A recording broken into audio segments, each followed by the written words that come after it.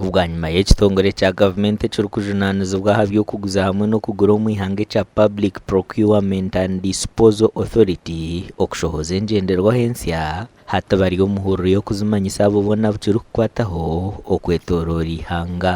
Aba batandikire n'abebembezi abakozi ba gavumenti hamwe n'abandi abakirikukwataho omu kyanga kya Burengyerwizooba omu mushomo gumazire ebiro bibiri aha Hotel Triangle aho omu rurembo rwa Mbarara. But I wanted to remind everyone here,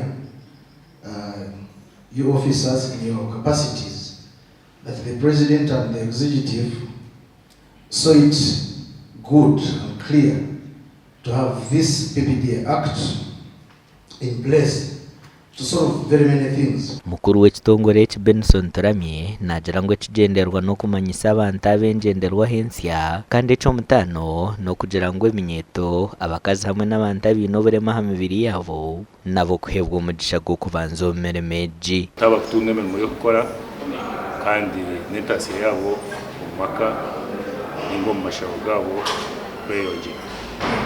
Haza ekyo kukira munonga eminyeeto abatiine emirimo nabo batunga emirimo bakore tendezi obucweka 15 arigana buri district ninga university ya government ninga university ya government emirimo bari bakora eri kurabira procurement. The ministry should include the procurement, the PPDA people in the orientation program. Because some of these local leaders don't know. That's why they conflict with you procurement officers. If someone bidded at the 10 million, why have you given the one of 13? Those are the questions.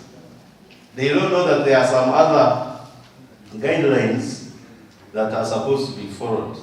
The government is supporting local content.